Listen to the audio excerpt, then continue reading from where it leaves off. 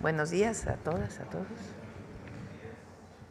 El día de hoy vamos a platicarles de los recursos y los metros cuadrados de construcción y el número de escuelas que estamos construyendo ya este año para la educación media superior. Si se recuerdan, uno de los proyectos más importantes en educación es el fortalecimiento de la educación media superior, es decir, de las preparatorias, como lo conocemos. Ya aquí la subsecretaria de Educación Media Superior en su momento presentó que todas las preparatorias técnicas, educación media superior, es decir, lo que hay entre secundaria y universidad, ese espacio educativo, se va a fortalecer para hacer dos grandes modelos educativos. Uno, el bachillerato nacional y el otro, el bachillerato nacional técnico. Son estas dos modalidades. En el bachillerato nacional, muchas de las instituciones que existen ahora, como colegio de bachilleres, preparatorias, etcétera, se van a fortalecer y van a entrar en este modelo educativo que tiene un tronco común y después sus características por cada una de las entidades de la República. En el caso del bachillerato técnico es el Bachillerato Nacional Técnico, que ahí hay muchas modalidades, CETIS, CEBETIS, etcétera, etcétera, que también van a entrar en este nuevo modelo educativo. Vamos a darle continuidad a eso, pronto vendrá Tania Rodríguez, que es la subsecretaria de Educación Media Superior, para darle seguimiento. Pero además lo que queremos es ampliar la matrícula educativa. Nosotros queremos que todos los estudiantes que salen de secundaria entren directo al bachillerato, que no haya esta situación en donde tienen que moverse de sus lugares donde viven para poder ir a estudiar la preparatoria a otro lugar, sino que estudien en el lugar donde viven y que se queden cerca de sus familias, que haya mucho más preparatorias o educación media superior de la que hay actualmente. Entonces, el día de hoy lo que vamos a presentar es el número de preparatorias que se van a construir, el número de escuelas de educación media superior.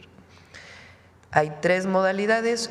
Uno, la escuela es nuestra, que hoy entra a este nivel, que es mejora de las actuales instalaciones a través de la participación de padres, madres de familia, de los estudiantes y de los maestros y maestras.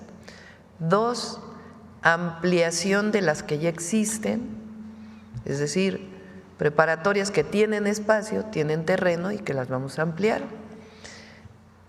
Bueno, son cuatro modalidades. Tres, secundarias que ya no tienen turno vespertino y que ahora en el turno vespertino puede ser preparatoria, y cuatro, nuevas escuelas. Entonces vamos a separar la presentación en lo que va a ser la Secretaría de Infraestructura, Comunicaciones y Transportes y lo que va a ser la Secretaría de Educación Pública. Entonces, si les parece, primero presenta Mario. Bueno, primero presenta Jesús y luego presenta Mario. Con su permiso, señora presidenta, buenos días a todas y a todos. Pues a continuación informamos sobre los trabajos que en coordinación con la Secretaría de Educación Pública y con los gobiernos de Estado estaremos realizando. Adelante.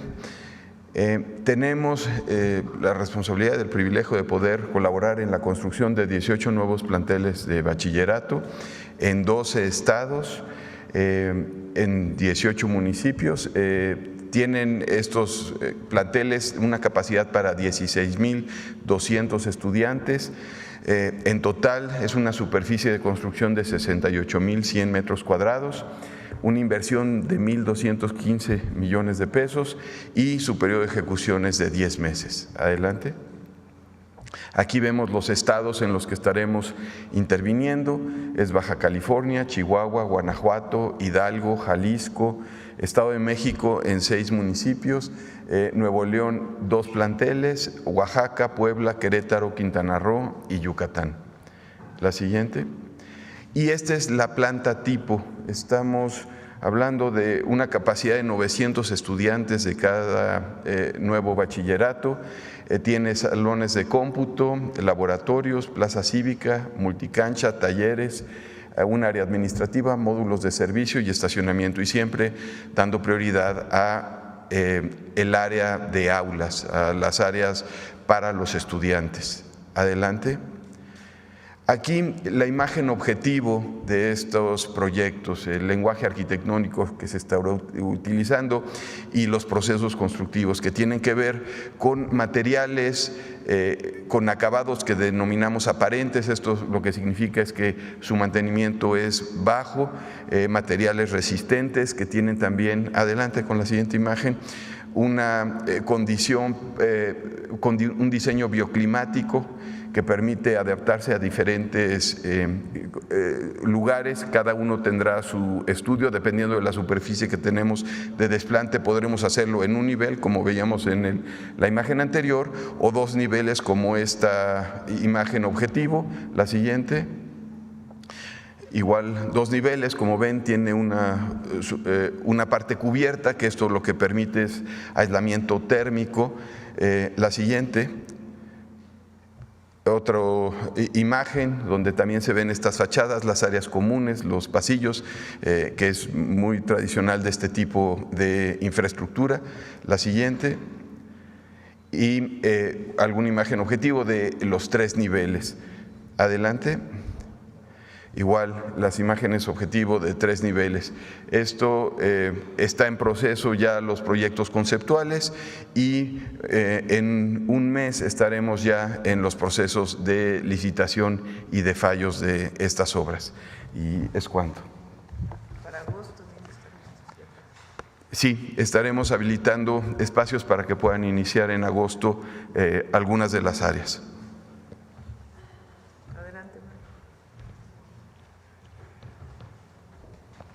Muchas gracias, Presidenta. Buenos días a todas y a todos.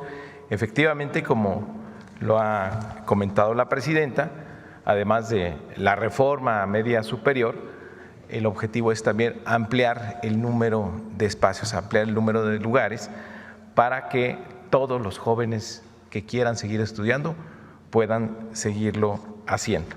Y se han elegido lugares, municipios, donde el número de egresados de secundaria es mayor al número de ingresos en bachillerato, es decir, donde hacen falta los lugares.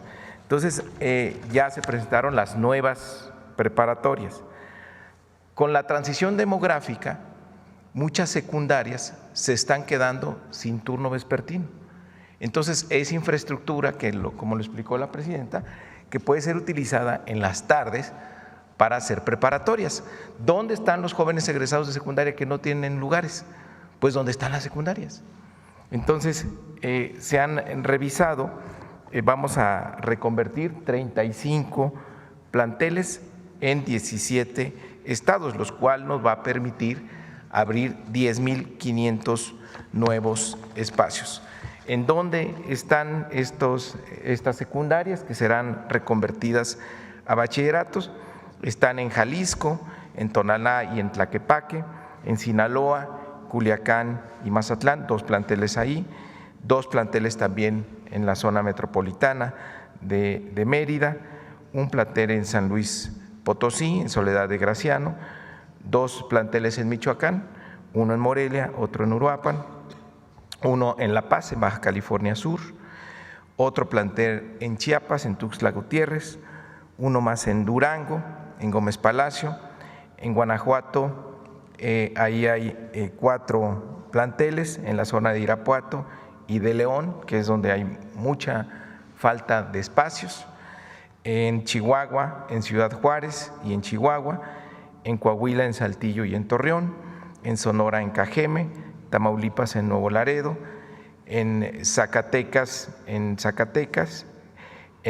Nayarit, en Tepic, y hay 10 planteles, la intervención más importante es en la zona del Valle de México, en el Estado de México, en municipios como Acolman, Chalco, Chimalhuacán, Ecatepec, Iztapaluca, Naucalpan, Texcoco y Valle de Chalco.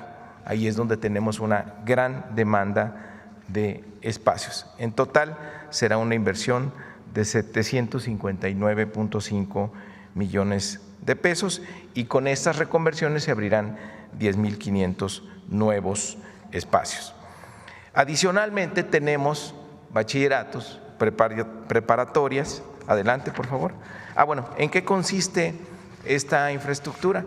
Bueno, pues se va a aprovechar para darle un mantenimiento general a la secundaria, se va a construir un aula de cómputo, un área administrativa con sanitarios. Los sanitarios siempre son una demanda recurrente de mejora en las escuelas, un laboratorio multifuncional, un taller de especialidad, como son preparatorias, bachilleratos técnicos, necesitan talleres y en la reconversión y mantenimiento de los talleres existentes en el caso de secundarias técnicas, y la cancha de usos múltiples, que siempre es muy importante, con su techumbre. En promedio es una inversión de 21.7 millones por cada reconversión de secundaria.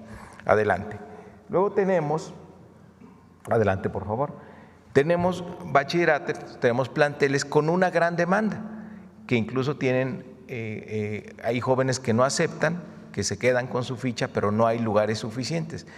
Hicimos una revisión de aquellos que tienen espacio, donde se pueden construir, donde se puede ampliar, donde podemos construir nuevas aulas y talleres. Entonces ahí serán 33 acciones, 33 planteles en 20 entidades, y esto nos va a abrir 12,000 nuevos espacios.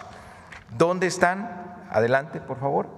Ahí están ubicados y están detectados ya cuáles son los bachilleratos. En algunos casos son CEBETIS, otras son CEBETAS, otros bachilleratos generales, otros son CETMAR, que ya están identificados, que tenemos ya el desplante, el mapa donde están, el plano donde se hará esta ampliación.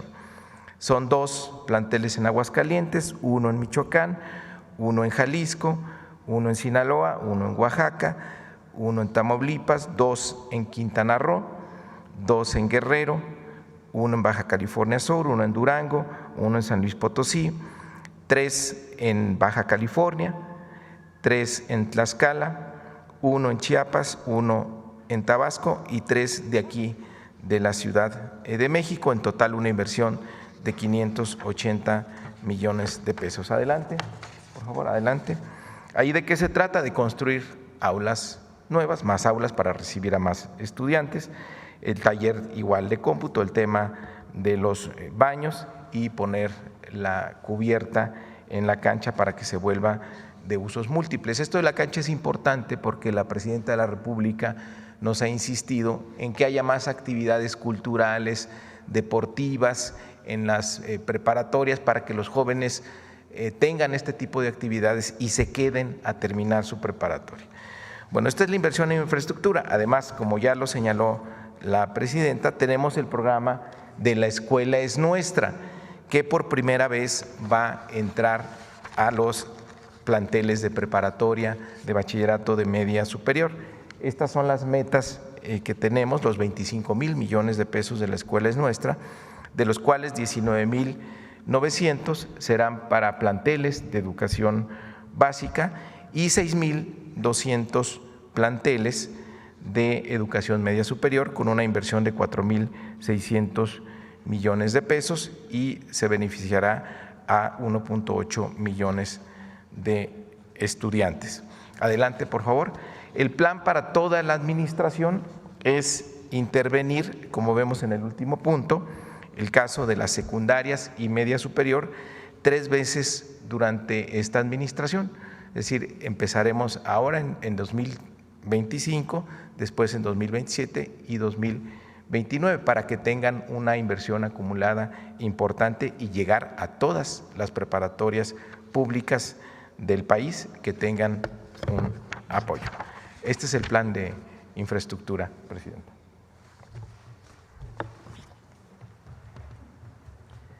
Pues esta es la información de hoy. Me olvidé presentar a Miguel Elorza, que es de infodemia, el detector de mentiras, para el cierre de la conferencia del día de hoy. Adelante, vamos con las preguntas. A ver por dónde empezamos. Vamos a ver, Sonora, vamos a empezar. Sí, buenos días, presidenta. Por cierto, hoy en la mañana estuvo el gobernador de Sonora en el Gabinete de Seguridad. El domingo vamos a estar en Sonora, en San Luis Río Colorado y en Bavispe. En San Luis vamos a informar de un hospital que va a iniciar su construcción. Y en Bavispe, la carretera Bavispe-Nuevo Casas Grandes, que ya inició, ¿verdad? Jesús. De San Luis Río Colorado a Bavispe nos lo va a poner complicada la cobertura porque es una distancia bastante larga. Sí. Pero por ahí la vamos a ver, presidenta. Gracias. Demián Duarte, de Sonora Power y de Lobos Cadena 7.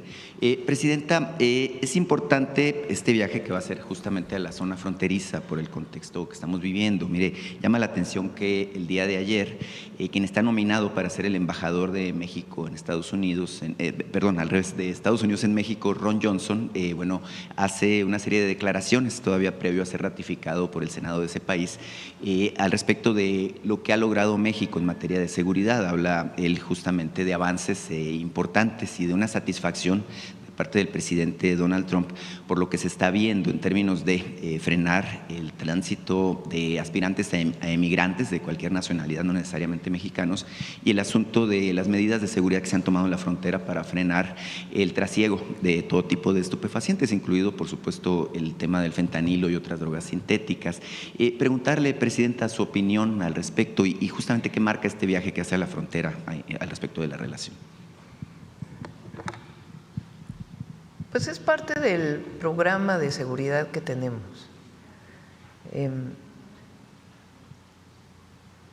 Desde que llegamos al gobierno planteamos que nuestra estrategia de seguridad consiste en 4 ejes, o consistía desde que lo planteamos y lo sigue haciendo, en 4 ejes. La primera es atención a las causas, que los adversarios políticos no le ponen ninguna atención, no creen que eso sea indispensable.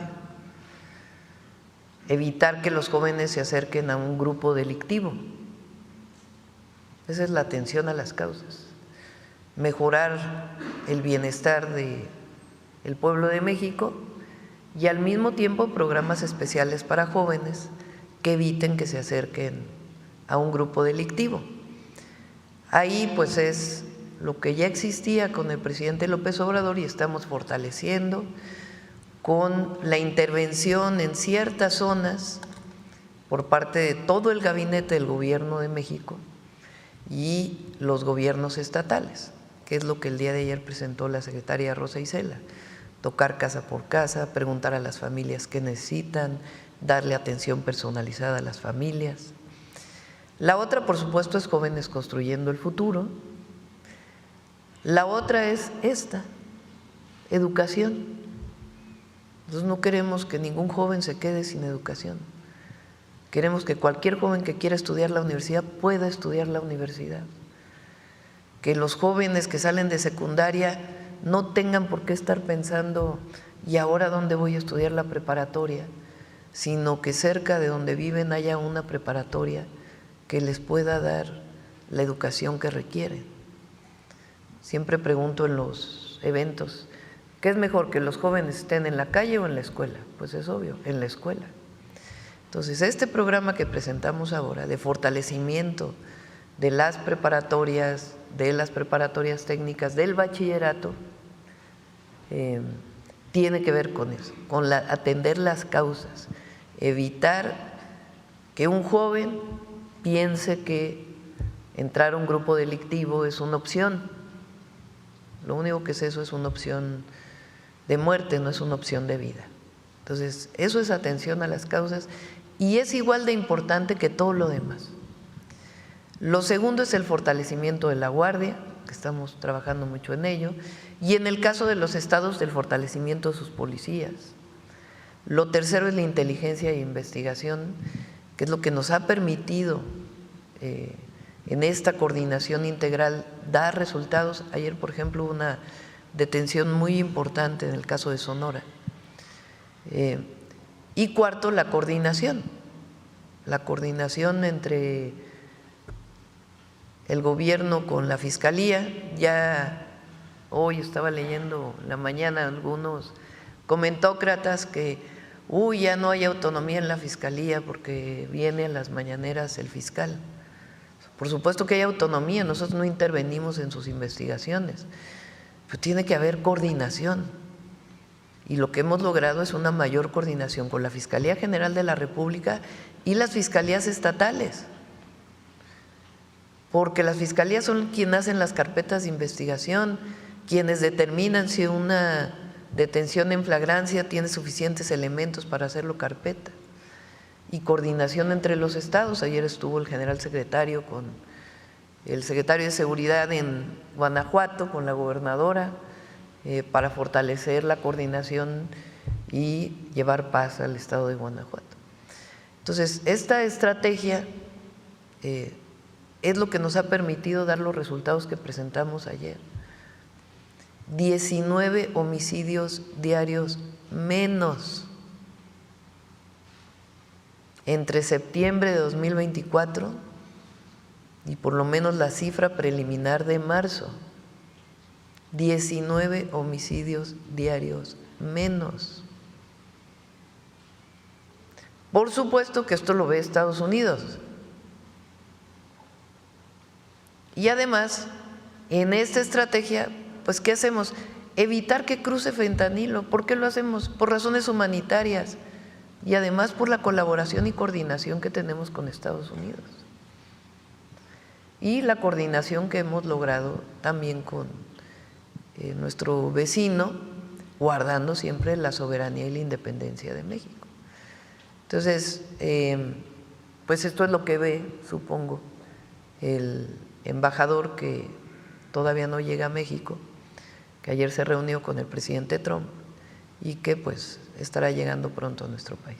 Claro que sí, de hecho en este asunto evidentemente el reforzamiento de la seguridad en la frontera pues ha tenido un impacto positivo en Sonora. Ayer se documentaba esto del 22.4% de reducción en la incidencia de homicidios, pero en Sonora es muy notorio esto que ha venido ocurriendo. Tenemos una baja del 38%. Hubo algunas voces por ahí que hablaban que no puede ser que Sonora esté entre los 6 estados con más incidencia, nada más que hay un detalle, ¿no? Como viene bajando la incidencia en todos los estados, pues obviamente que el volumen que se reporta en Sonora pues aparece como uno de los estados que están entre los primeros 10, pero en Sonora sigue bajando la incidencia de homicidio y de otros delitos. Es bien importante, vaya, esto. Presidenta, va a ser usted muy bienvenida a nuestro estado por segunda ocasión en su visita oficial. La verdad es que hay mucha expectación al respecto. El hospital del IMSS de San Luis Río Colorado ha sido largamente esperado. El tema de la carretera, que creo que lo platicamos en la anterior ocasión que tuve la posibilidad aquí de platicar. Por supuesto que allá vamos a estar en Sonora, me voy a tener que adelantar mi viaje para poderle alcanzar por allá. Hay muchos temas relativos a Sonora. Estuvo Altagracia Gómez Sierra justo la semana pasada en una reunión muy importante con empresarios de todo el estado, con el gobernador, y se revisaron algunos temas importantes. Mire, aquí hablamos hace poco más de un mes sobre el proyecto de los semiconductores, los chips, y en este caso quiero comentarle que hay avances sustanciales en Sonora. Ya tenemos, por ejemplo, nuestro primer cuarto limpio, que es un tema que comentábamos aquí, que bueno, es necesario tener la infraestructura. Sonora también se ha reforzado en la estructura de su esquema, su sistema educativo, y hoy hay 36,000 estudiantes de ingeniería. Este año se espera que egresen 5,000 ingenieros especializados justamente en estas áreas. Entonces, Sonora de alguna manera está dando pasos importantes. Mire, uno de los temas que se pusieron sobre la mesa ahora que estuvo la coordinadora de este enlace del sector privado para la relocalización y el desarrollo económico de México es el tema del puerto puerto de Guaymas. El puerto de Guaymas es muy importante para nosotros. Queremos convertirlo en el eje del desarrollo regional, no solamente de Sonora, sino vincular a Chihuahua y así tener un enlace hacia lo que es el estado de Arizona, por una parte con nuestros 6 puertos fronterizos, San Luis Río Colorado, uno de ellos, el puerto fronterizo también de Ciudad Juárez con El Paso, a través de la carretera que se está construyendo en enlace a Chihuahua. Hay temas ahí, se ha estado modernizando, se hizo incluso un dragado de los canales por los que acceden los barcos, pero falta entrarle a la tercera fase, que es la modernización del puerto en términos de que incluso tenga la capacidad de manejar carga vía contenedores. Esto implica una inversión importante. Me dicen que todo está listo, que prácticamente lo que falta es el visto bueno de la presidenta. No sé si tenga algún comentario al respecto de todo este plan logístico de Sonora. Sí, los puertos tienen una parte de inversión pública y una parte de inversión privada, ya para la operación del puerto. ¿Qué se hace con las operaciones privadas? La Secretaría de Marina hace licitaciones o concursos abiertos y se establece quién va a hacer la ampliación a partir pues, de las mejores condiciones que se presentan para el desarrollo del puerto y también pues, para el país, guardando además todos los temas de seguridad nacional que son indispensables en el caso de los puertos. Entonces ya se va a lanzar esta licitación en el caso de Guaymas y de otros puertos del país. Ya informamos, yo creo, la próxima semana vamos a darle seguimiento a Interoceánico y a Tren Maya, más los trenes aquí en la mañanera, y ya podrá venir el secretario de Marina también para informarlo de los puertos. Bueno, en este caso pues, se le ha llamado la cuestión del puerto de Guaymas y toda la infraestructura relacionada, porque no es el puerto nada más, sino son la carretera Nogales, la carretera que va a Chihuahua sí. E incluso la carretera que va de Bavispe a Nuevo Casas Grandes tiene que ver también con ayuda porque llega hasta Chihuahua. Exactamente, con este plan logístico, al que se le llama ya pues el plan logístico del noroeste, que vincula, porque tenemos una alianza, como seguramente usted sabe, con el estado de Arizona en particular. Son temas realmente muy importantes los que vienen y se están cocinando al respecto de la posibilidad, del potencial que tiene nuestra región para impulsar el desarrollo nacional. Así que obviamente pues va a ser todo esto muy bienvenido, que por cierto conversé ampliamente con Edmundo Gutiérrez Domínguez, que es el coordinador del plan Cutzari, y bueno, me daba él muy buenas noticias al respecto de los avances. Sí, Cutzari tiene ya está establecido un área. Cutzari, si se acuerdan, es el desarrollo de semiconductores en nuestro país. El desarrollo del diseño de semiconductores, que es una parte fundamental y que tiene alto valor agregado.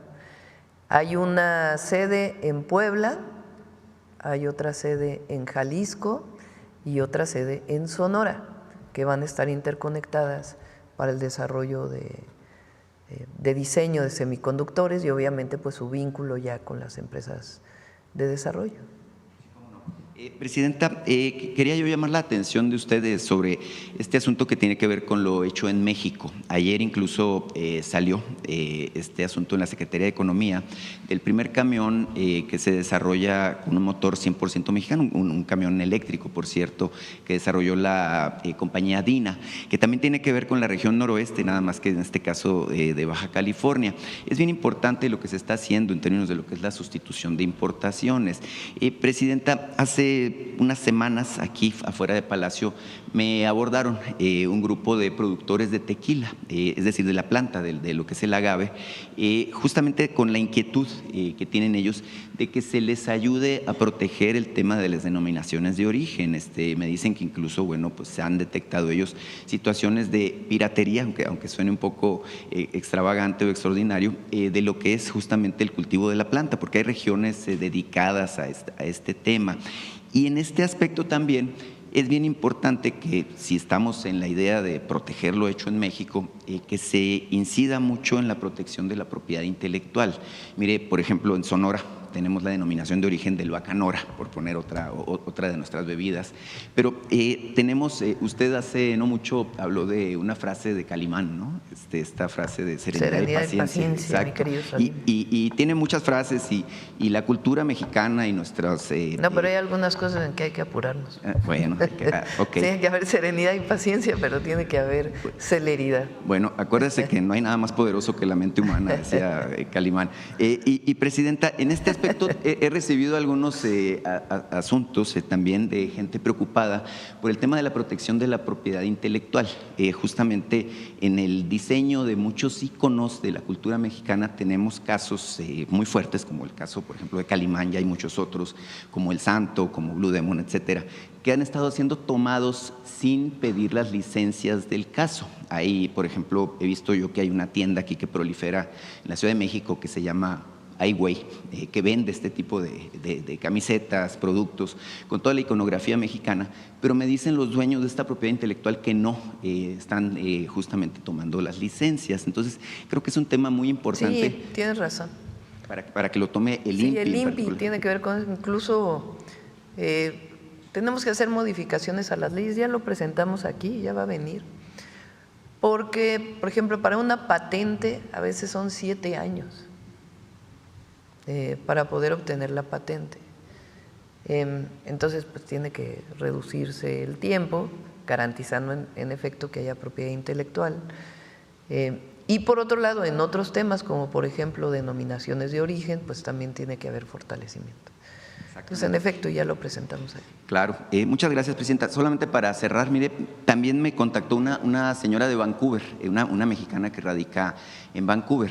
En este caso, ella ha sido una promotora del deporte de personas con discapacidad, mexicanos y algunos extranjeros también, pero que han estado promoviendo la necesidad de que se dé el tema de centros de desarrollo deportivo que sean inclusivos. En este caso, ellos están desarrollando un centro en la Riviera Maya que se llama ONUAC, y que lo que están haciendo es un enorme complejo deportivo justamente preparado para las personas que tienen alguna discapacidad, para que puedan ser entrenados como atletas de alto rendimiento y eventualmente pues representen a México en las Olimpiadas, en los Juegos Paralímpicos y demás. Ellos no le están pidiendo realmente pues nada al gobierno, es decir, ya tienen resuelto el tema de terrenos, el tema del proyecto de desarrollo, incluso es una inversión importantísima de alrededor de $20 millones que están ellos destinando ahí. Lo que me dicen es que han estado teniendo complicaciones para poderse enlazar con las autoridades deportivas. Y en este caso, la señora Marien Álvarez me pidió que con su intervención, bueno, podamos ver la manera de gestionar una cita, en este caso con Rommel Pacheco, para poderle presentar todo esto, y una cita también con el secretario de la Marina, porque lo que están buscando es hacer un documental de un cruce a nado que quieren hacer justamente ahí en la zona de la Riviera Maya. Entonces me pidió que le entregue un par de cartas dirigidas a usted, bueno, obviamente al personal aquí de Presidencia. Sí, cómo no, los buscamos. Sí. Muchas gracias, Presidente, la vamos a esperar en Sonora. Sí, cómo no, además muy buen gobernador tiene Sonora. Por cierto, hablando de hablando de deportes, el viernes viene a informar Torruco sobre la clase nacional de box. Recuerden que es el 6 de abril. Ha habido un trabajo muy importante, ya hay pues miles de todas las edades, no solamente jóvenes, de todas las edades haciendo pues los ejercicios que van a ser presentados en la clase de box.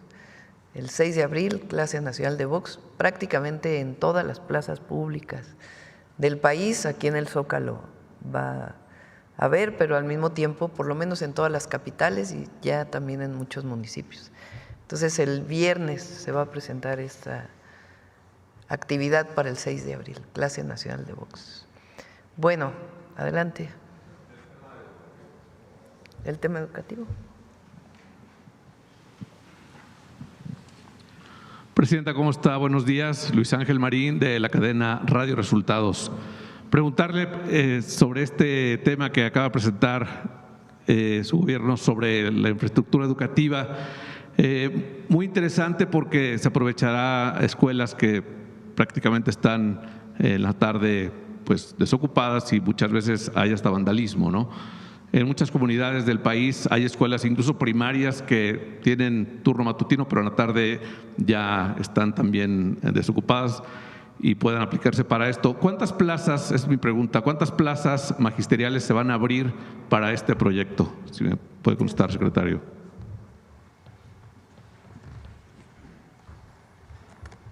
Es diferente en un plantel nuevo.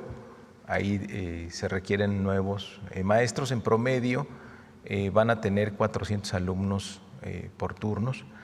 Y ahí algo que ya tenemos, Presidenta, es la definición de las carreras técnicas para cada plantel, que lo hemos hecho a través de ver la vocación económica de la región, de la ciudad, del municipio, las necesidades que tienen, y también con la información que los propios estados nos proporcionan de cuál es el interés que tienen los jóvenes sobre ciertas carreras. Entonces tiene que ver con el número de lugares, de espacios que estamos abriendo y también con la especialidad de la carrera técnica.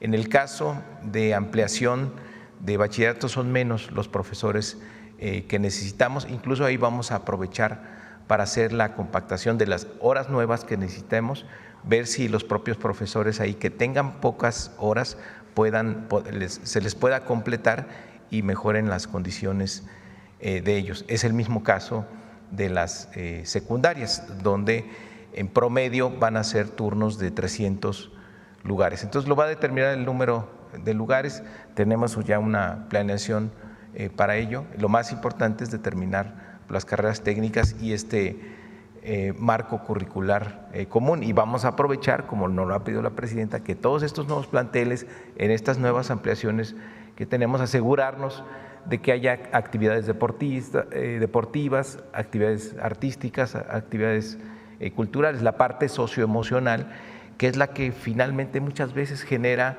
el interés de los jóvenes por quedarse en la preparatoria.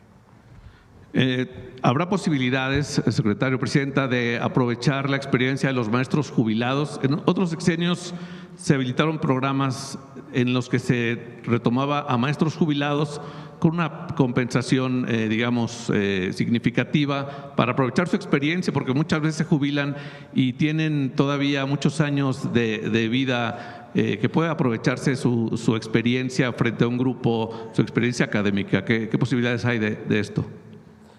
La presidenta nos ha pedido y ha puesto un especial énfasis, y está dentro de sus 100 compromisos, mejorar las condiciones de los maestros y maestras de educación media superior. Entonces, la verdad es que nos vamos a enfocar en los maestros que tenemos actualmente. Te digo, hasta dónde pueden tener horas adicionales para que tengan sus turnos completos, y habrá pues plazas nuevas en los planteles nuevos, pero no estábamos pensando particularmente en los jubilados, porque hay muchos maestros que quieren una oportunidad, que no tienen base, que trabajan. En media superior se da mucho que trabajan por horas. Entonces hay maestros que tienen 5, 6, 10 horas. Es mejor que ellos puedan tener mínimo 20 horas para que estén en jornada completa. Pero vamos a enfocarnos en aprovechar esta reconversión para mejorar las condiciones de las y los profesores de media superior. Aprovecho para preguntarle al secretario el tema de esta campaña de vida saludable, ¿cómo se ha desarrollado estos primeros días? Vamos bien, no hemos logrado completar el número de brigadas que aspirábamos, el 100%. Cada estado se ha comportado de manera diferente, pero es muy interesante. En próximas mañaneras le vamos a presentar, presidente, el avance que tenemos por entidad. Ya se han dado los primeros resultados a los padres de familia, ya algunos empiezan a ir a las clínicas, a la cita con las nutriólogas, a la atención de los dientes, algunos lentes ya se están empezando a entregar. Ahí vamos a distintos ritmos en cada entidad, pero estamos apretando para que en estos 60 días que nos quedan de clase ya tengamos el ritmo suficiente para que en el regreso podamos cumplir la meta. Oye, la migración en el tema de las ventas en las cafeterías y cooperativas escolares, ¿cómo va, secretario?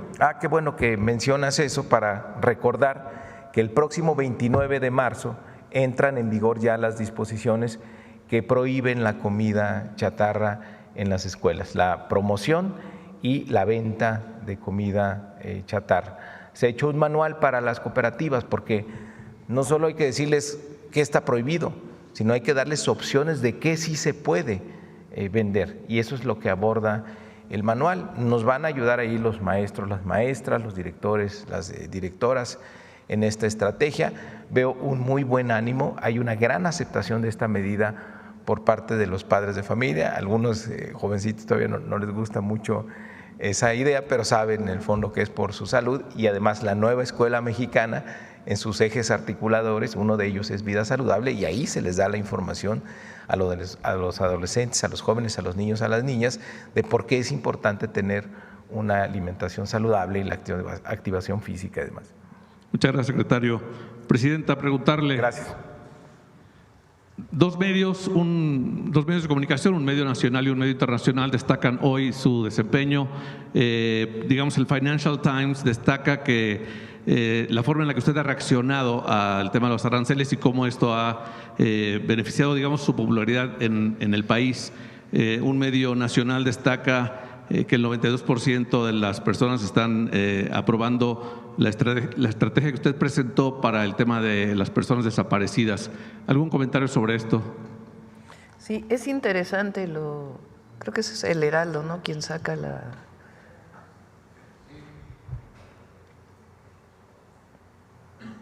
Ayer estuvimos trabajando para garantizar para fortalecer las leyes que vamos a presentar. Se presentan ya el día de mañana al Congreso, las que presentó Ernestina Godoy el lunes.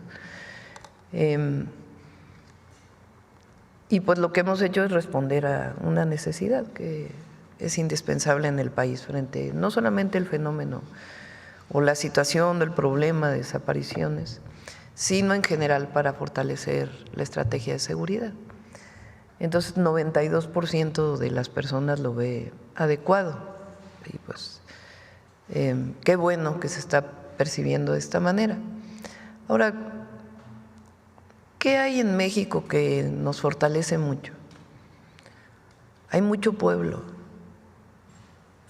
El pueblo de México hoy está muy alerta, muy consciente, sabe dónde informarse. Hace muchísimos años, cuando había una nota en una televisora, en una radio, en un periódico, era lo que dominaba. Y ahora no, la gente busca distintas maneras de informarse. Y la propia mañanera, pues, es una forma en donde estamos comunicando permanentemente a la gente. Pero lo más importante es que hay una conciencia muy grande en el pueblo de México. Y el que no nos separemos del pueblo, el que estemos cerca, el que no caigamos en separarnos de nuestro origen, de nuestros principios. Imagínense si nosotros hiciéramos caso de lo que muchos comentócratas dicen, es que se tiene que separar de la 4T, es que no ha reaccionado adecuadamente, es que… Imagínense si ese fuera nuestra línea para poder decir cómo nos vamos a comportar y el proyecto de nación que tenemos. No, nuestra base pues es el pueblo, lo que piensa, y a lo que nos comprometimos, cumplir con lo que nos comprometimos y siempre decir la verdad.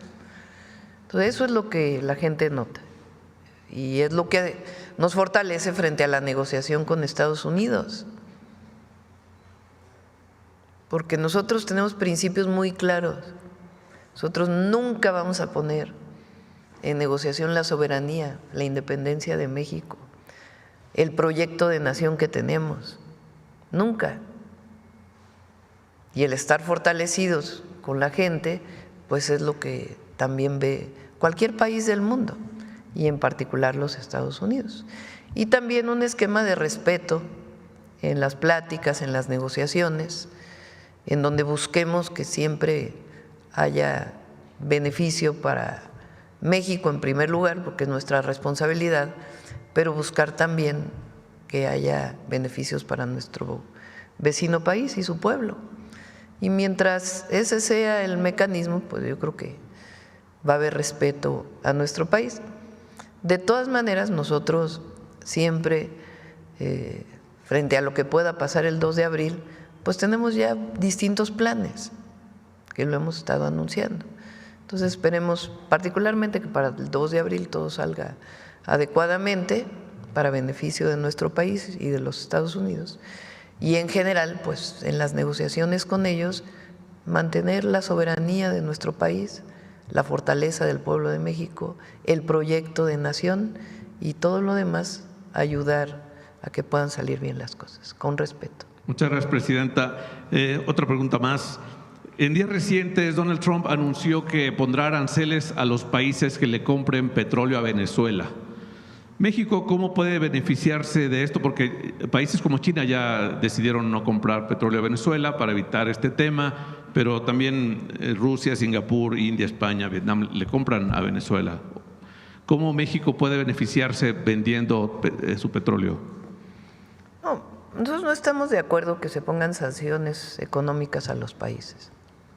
Ese es un principio de la política exterior mexicana.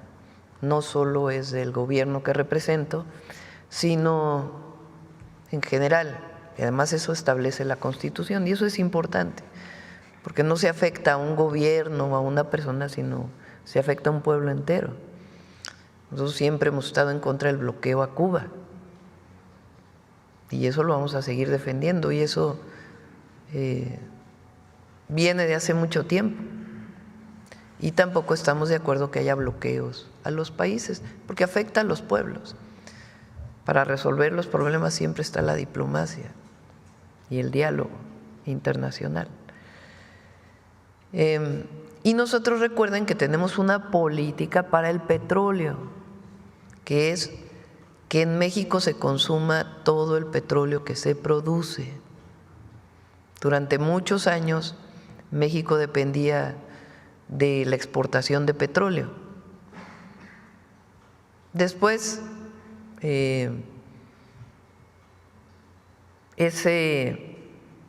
esa política tuvo su máxima expresión. Uno cree que en la época del boom petrolero, que fue la época de López Portillo, y no, su máxima expresión la tuvo con Fox y con Calderón, que sobreexplotaron los yacimientos de petróleo en nuestro país, una irresponsabilidad enorme. Cantarell, que es el gran yacimiento que le dio tanto a México, un pozo, un yacimiento petrolero, pues tienes que explotarlo racionalmente para que te dé más petróleo por más tiempo. Si tú tratas de sacar más petróleo en poco tiempo, pues vas a generar condiciones en donde después va a ser mucho más caro sacar el petróleo que se quedó en el yacimiento, por las características técnicas. Entonces, en la época de Fox se llegó a producir 3.2 millones de barriles de petróleo diarios. Es el máximo de producción que ha tenido nuestro país. ¿Para qué? Para exportarlo a los Estados Unidos principalmente. Inyectaron nitrógeno al yacimiento de Cantarell en vez de inyectar el propio gas que viene de la producción de pozos duales. Para extraer petróleo, pues tiene que haber presión para que salga el petróleo. Esa presión normalmente lo que hace es inyectar el gas del propio yacimiento. Pues en vez de hacer eso, que era lo más sencillo, lo que hicieron fue quemar el gas e inyectarle nitrógeno. Entonces, ¿qué ha pasado? Que ahí en Cantarell está contaminado el nitrógeno con el gas. Entonces, ¿qué tiene que ocurrir? Pues para poder sacar ese gas, pues tienes que tener una planta que descontamine. Supuestamente se hizo una, lleva mucho tiempo eso. Es uno de los proyectos que tenemos nosotros para Pemex. Pero primero hay que sacar una buena parte del petróleo que todavía, aunque es poco, queda en Cantarell, el que puede salir con menos inversión. Después cayó la producción, porque ese yacimiento pues se fue terminando por su sobreexplotación. Hoy nuestro objetivo es llegar a mantener durante todo el sexenio 1.8 millones de barriles diarios. Y ese petróleo, refinarlo en nuestras propias refinerías y que se utilice para la gasolina que requiere México, para el diésel que requiere México. Entonces, no es incluso benéfico las sanciones, además de que no estamos de acuerdo nosotros que haya sanciones a los países económicas.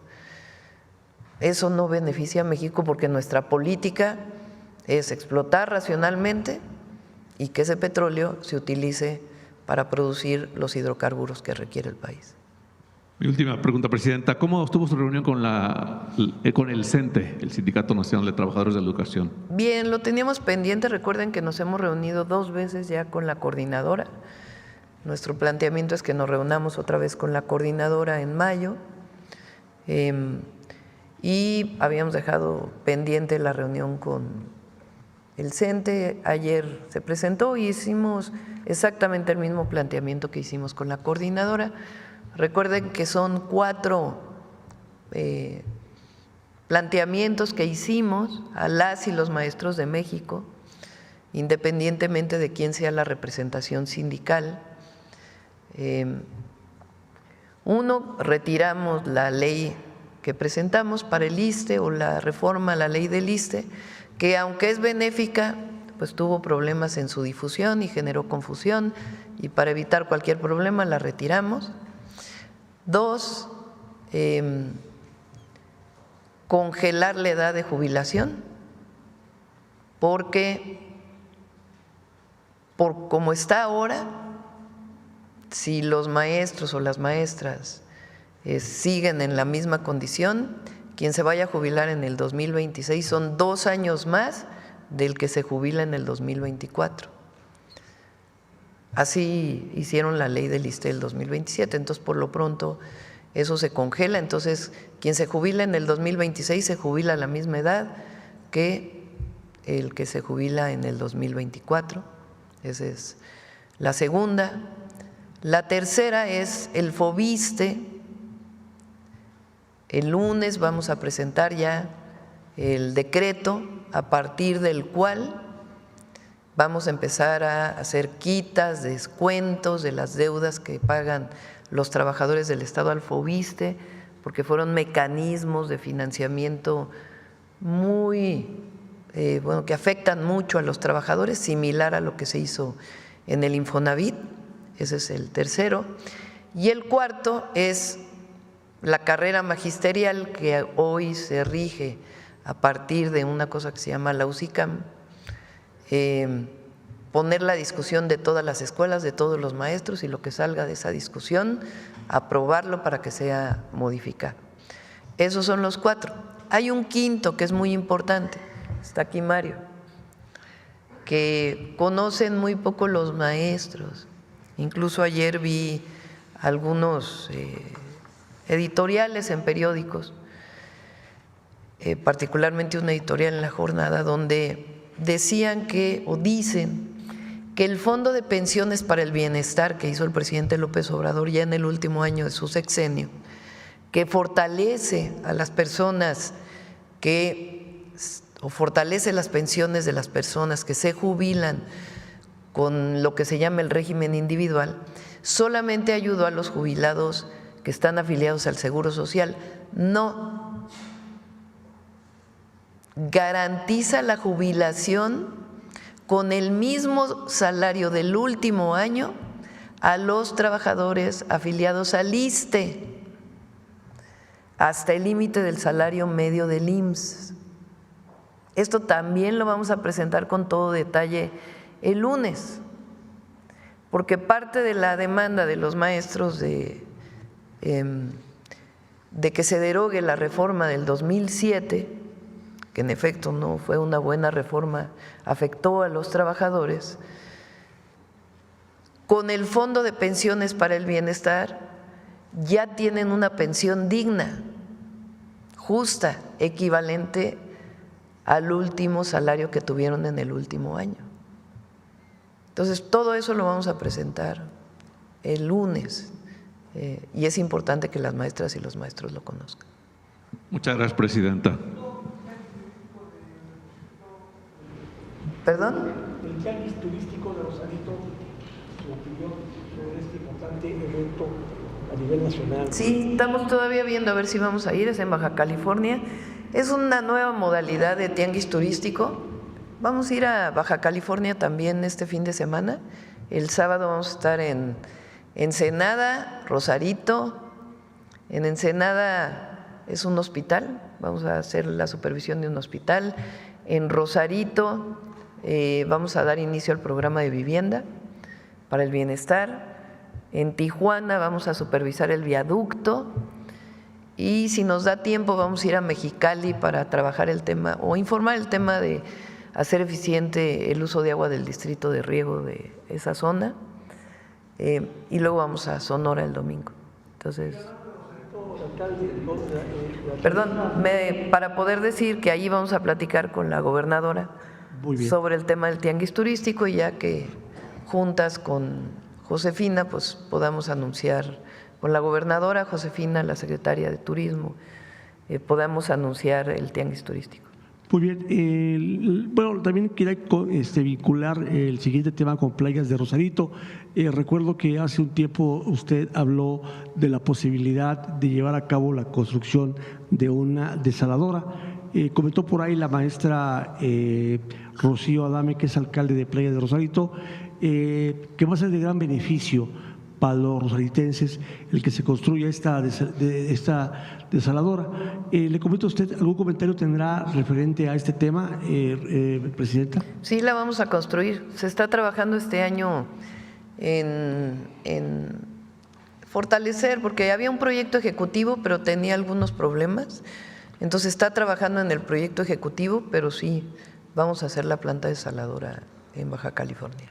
Muchas gracias. Por otra parte, Presidenta, qué bueno que ya muy pronto se van a elegir a jueces y magistrados.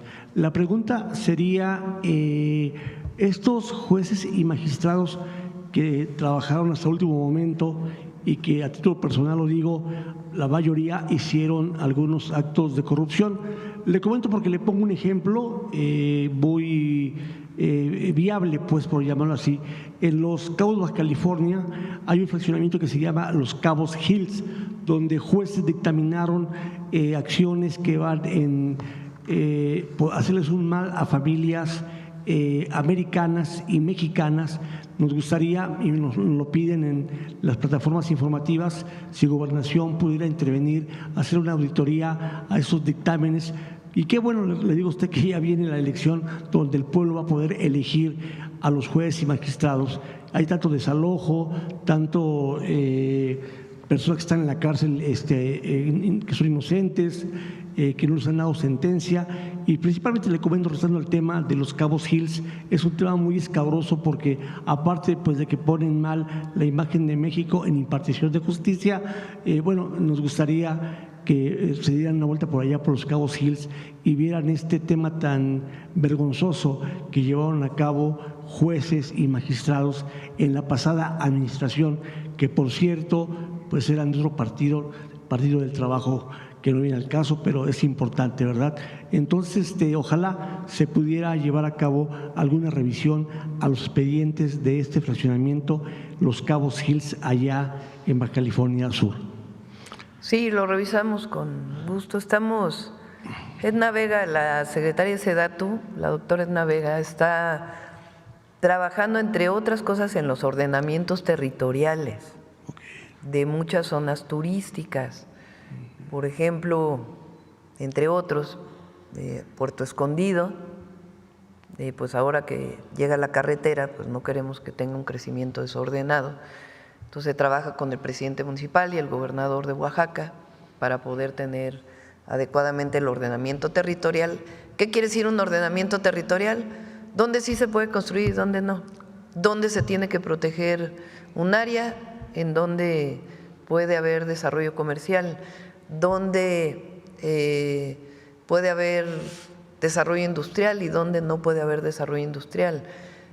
Todo eso tiene que ver con un ordenamiento territorial y esa es la base, la ley, digamos, para que cualquier desarrollo en una zona pueda tener permiso. ¿Quiénes dan los permisos de uso de suelo? Así se llama, uso de suelo. Los municipios. Correcto. El único lugar donde no es así es en la Ciudad de México, donde el uso de suelo lo da el Congreso de la Ciudad de México. Hay un ordenamiento urbano y si se quiere cambiar, el único que lo puede cambiar en la Ciudad de México es el Congreso de la Ciudad. En general, en todo el país, quienes cambian los usos de suelo es el municipio a partir de su propio cabildo.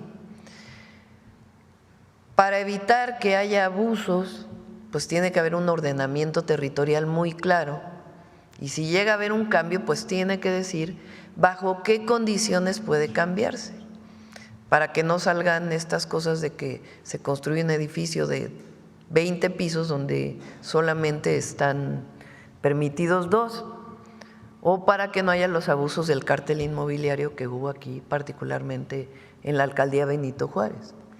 Entonces, muchos lugares turísticos que tienen una presión fuerte para el desarrollo turístico o de condominios, pues tienen que tener claramente su ordenamiento territorial y evitar que haya cambios de uso de suelo bajo condiciones pues, de corrupción o de beneficio para algún privado a costa de la naturaleza y a costa de la vida de las personas del municipio. Muy bien. Alcalde, pues le comentaba que el alcalde de Rosarito, en coordinación con el alcalde de Tijuana, el doctor Ismael Burgueño y la maestra Rocío Adame, están implementando medidas importantes de seguridad para ahora en este evento del Tianguis Turístico. Le comentaba a usted su opinión ante este importante evento donde los ojos del mundo en el tema turístico van a voltear a ver y que también opinión le da de que Rosarito, Baja California, va a ser sede ahí en el Baja Center de este importante evento. Pues muy bien, por eso les digo que vamos a traer a Josefina y a la gobernadora, sea a distancia o presencial, porque tuvo cambios el tianguis turístico, o tiene cambios importantes, para involucrar a la población, porque a veces solo se hacía para los desarrolladores o todos los que participan en el turismo. ¿Cómo se llaman los operadores, turoperadores? Entonces ahora la gobernadora y la gobernadora Marina del Pilar, que también es una excelente gobernadora, junto con Josefina, la secretaria de Turismo, planearon un tianguis turístico en donde también la población pueda participar. Entonces ya lo vamos a anunciar. Ya por último, Presidenta, le quería comentar a usted la pregunta obligada, ¿cómo se ha sentido usted en estos meses de gobierno? ¿Qué opinión le da el cariño del pueblo de México que se lo manifiestan como al licenciado Andrés Manuel López Obrador en cada una de sus giras? El otro día Jesús Esteva, ¿dónde fue que? Pero en el último evento que tuvimos, dijo una frase. ¿De quién es esa frase? Del agradecimiento. Pues es una frase popular Dice que es una frase popular. Vamos a buscar cuál es la fuente, pero es una frase hermosa que dice: el agradecimiento es la memoria del corazón, que es una manera de decir amor con amor se paga. Así que el agradecimiento es la memoria que siempre llevaremos en el corazón. Muy bien, Presidenta, pues me empecé al revés. Mi nombre es Juan Felipe Prado, de Transmitiendo desde la Frontera. Pronto lo esperaremos allá en Tijuana, Baja California. Muchas gracias. Vamos por… ¿Perdón? Lao Tse. El agradecimiento es la memoria del corazón. Acá, de este lado. Buenos días, Presidenta Elia Cruz de la Hoguera. Presidenta, ante el reconocimiento que le acaba de hacer el gobierno de Estados Unidos por los avances en seguridad, ¿usted ve viable una llamada con el presidente Donald Trump antes de del 2 de abril? Pues vamos a ver.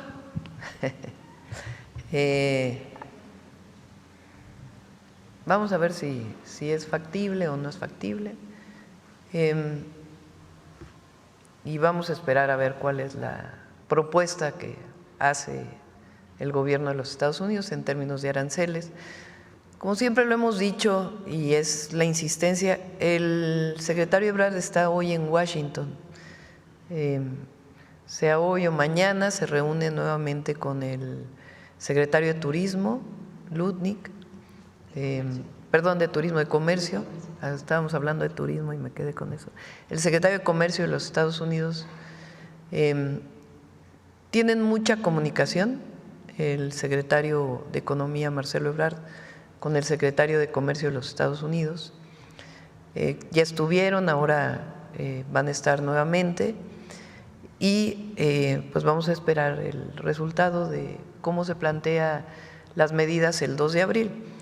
Recuerden que en este caso, a diferencia de, bueno, con excepción de acero y aluminio, que fue para todo el mundo, que también estamos esperando a ver cuál es la decisión el 2 de abril, la primera vez solamente fue para Estados Unidos y Canadá, para Canadá y México, en términos del Tratado Comercial de Estados Unidos, Canadá y México. Y ahora pues es una propuesta que va a ser para todo el mundo, para todos los países del mundo, que son estas tarifas recíprocas que llama él. Y ha hablado que en los temas sectoriales, o lo dirá antes o lo dirá después, vamos a esperar a el 2 de abril y esta comunicación que está habiendo pues con los secretarios de Estado. Pero usted no buscaría esta llamada, o sea, directamente. Sí, siempre está abierta la puerta para una llamada. Muy bien. En otro tema, Presidenta, ayer la mayoría de diputados de Morena, en alianza con el PRI, votaron a favor de que el exgobernador de Morelos, Cuauhtémoc Blanco, mantuviera el fuero y de esta forma enfrentar la acusación que le hacen por tentativa de abuso sexual. ¿Cuál es su opinión al respecto?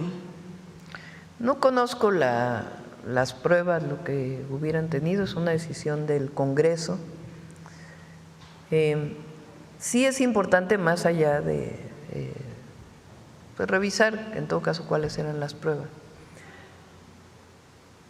El contexto es importante. Repito, siempre vamos a apoyar a las mujeres, eso no está en duda, pero siempre tiene que haber pruebas suficientes para un caso como este. Ahora, ¿quién pone esta denuncia? ¿De dónde viene la denuncia que le hacen al exgobernador? ¿Quién la hizo? No, pero ¿qué fiscalía? Ese fiscal de Morelos, ¿qué característica tenía? No, pero aparte, encubridor de feminicidios, con muchos casos de corrupción. Fue desaforado por la Cámara de Diputados y por el Congreso local. Entonces, solamente para que se ponga en contexto, y es una decisión de la Cámara, pero bueno, vamos a… Siempre la Fiscalía, hoy tiene un nuevo fiscal, pues también que puedan revisar siempre cualquier caso de abuso a una mujer. Presidenta, desechamiento de la petición de desafuero del actual diputado de Morena fue avalada por también diputados de Morena, pero también con diputados del PRI, en lo que algunos de la bancada del PT que no estuvieron de acuerdo con respaldar esta acción, incluso durante la sesión estuvieron expresándose en contra pues de esta acción de que no se le quitara el fuero al exfutbolista, perdón. ¿No ve usted que pueda haber una ruptura del movimiento? No, ninguna. ¿Ninguna? No. Y ahora repito, es una decisión del Congreso. Ahora esta alianza que hace… En todo caso, pues que se revise el caso ya con nuevas con nuevas personas que están en otra situación. Ahora esta alianza que hacen con el PRI, diputados que no estaban de acuerdo del mismo movimiento, ven como la antesala a tener una alianza ahí con el PRI para proteger a Alito. Una cosa es que haya diputados de otro partido que hayan votado por X tema. Bueno, ¿qué caso fue el de?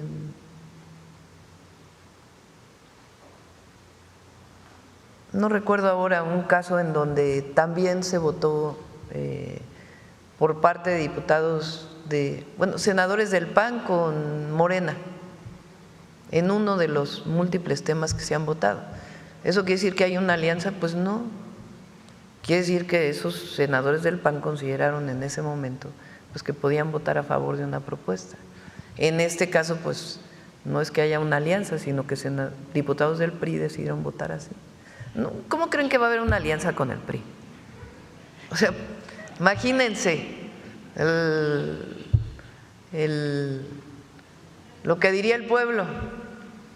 Entonces, una cosa es que en un tema voten diputados de un partido por algo que están de acuerdo o no, y otra cosa es que se establezca una alianza electoral con el PRI, ¿no? Pues no, imagínense, con Alito, no.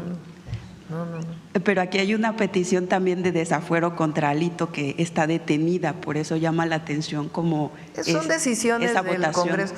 A veces creen que la presidenta está metida en todo, y la verdad es que nosotros sí creemos en la separación de poderes. Fíjense la oposición, si orientamos en un sentido, ya se metió la presidenta y ahí no hay separación de poderes. Si viene aquí el fiscal a informar y se muestra la coordinación, no hay autonomía de la fiscalía. Bueno, pero si la presidenta no toma, y esa siempre es nuestra posición, separación de poderes, ¿por qué no se metió la presidenta? Entonces la decisión es del Congreso y confiamos en que los diputados tengan suficientes elementos para una u otra decisión en cualquiera de los temas. ¿En qué áreas nosotros nos interesa? Pues que haya una aprobación en las leyes que enviamos, en los cambios constitucionales que enviamos. Y en general, la gran mayoría, si no es que la unanimidad, todos los diputados y senadores, senadoras, diputadas que están en nuestro movimiento, pues han aprobado los cambios constitucionales, las leyes que hemos enviado. En algunos incluso ha habido unanimidad, por ejemplo, en el caso de las mujeres. Todo el mundo votó a favor. ¿Eso quiere decir que hay una alianza con todos los partidos? No, que hay temas en donde pues deciden unos u otros votar. Pero la presidenta no está metida en las decisiones como esta, por ejemplo, de las cámaras. Tienen que decidir los diputados. Tienen que decidir los diputados. Gracias, presidenta. En otro tema, ayer se dio a conocer que la Fiscalía, que la FGR aseguró otro rancho muy cercano al de Teochitlán, donde presuntamente también se menciona que podría haber sido un campo de entrenamiento. ¿Qué información tiene sobre eso? Hay un rancho que lo mencionó ayer el secretario de Seguridad, que se aseguró en enero, en donde incluso hay cerca de 39 detenidos, que era un campo de entrenamiento y en su momento se informó. Y hay que ver este otro rancho exactamente cuál es. Lo importante aquí, y quiero manifestarlo porque viendo también los medios el día de hoy, la detención que se hizo es muy relevante, porque aquí la discusión no es si tiene que actuarse en contra de los grupos delictivos o de la delincuencia organizada que comete delitos, homicidio, incluso secuestro, desaparición, portación de arma de fuego.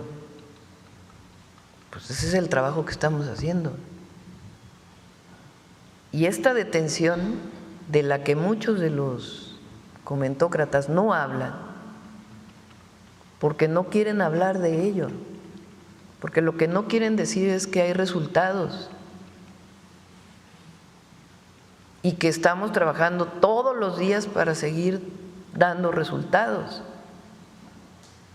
O sea, la detención que se hizo es muy relevante. Primero, aporta información, en particular de este caso del rancho, que hoy está asegurado ya por la Fiscalía General de la República y que darán su información. Pero además, pues era quien se encargaba de adiestrar, de invitar a jóvenes a ser parte de un grupo delictivo, y estos campos de adiestramiento. Es muy relevante y vamos a seguir. Repito, ayer hubo una detención relevante en Sonora, ayer informó el secretario de Seguridad de detenciones muy relevantes que se hicieron para Guanajuato, o sea, para el tema de los homicidios en Guanajuato, que han dado ya de manera inmediata resultados de disminución de homicidios en Guanajuato.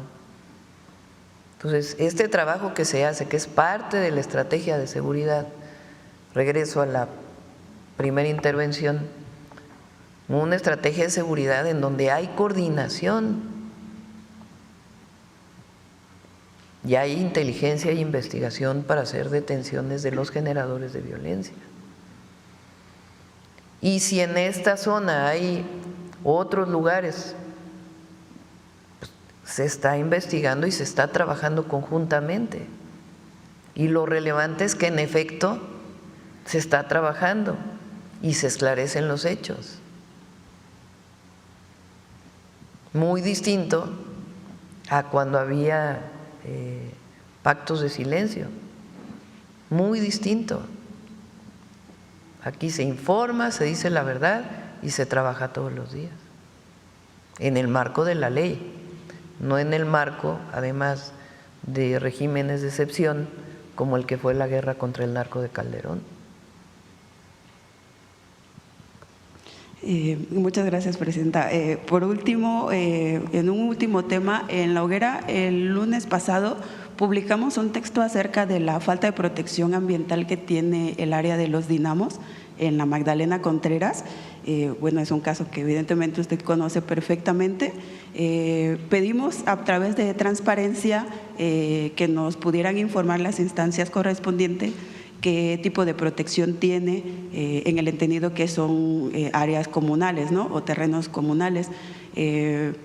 La Semarnat nos respondió que se lo preguntáramos a la Comisión Nacional de Áreas Naturales Protegidas, a la CONAM, pero ellos nos respondieron que sí se hacen cargo de algunas zonas, pero solamente de las federales, y que en el caso de los dinamos ellos no lo tenían bajo su protección y que buscáramos esa información en la SEDEMA.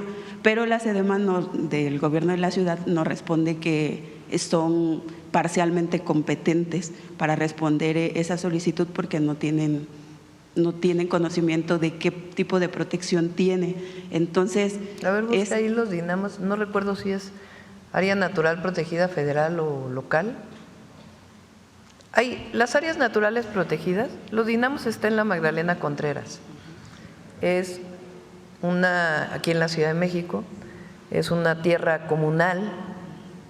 Eso es muy importante porque a veces se piensa que un área natural protegida, la propiedad es del gobierno o de la nación, más que del gobierno, de la nación. Y en algunos casos sí, pero en muchos otros las propiedades son sociales o incluso privadas. No, pero si está en el ámbito federal o está en el ámbito de la Ciudad de México. En la CONAM no aparece en su lista de es probable que entonces tenga un régimen de la Ciudad de México, no recuerdo y miren que fui secretaria de Medio Ambiente, pero de la ciudad, pero en este momento no recuerdo la categoría de área natural protegida. Entonces, no quiere decir que en un área natural protegida no se puedan desarrollar actividades. Por ejemplo, hay áreas naturales protegidas que son reservas de la biosfera, que son las que tienen una amplitud muy grande. Sí.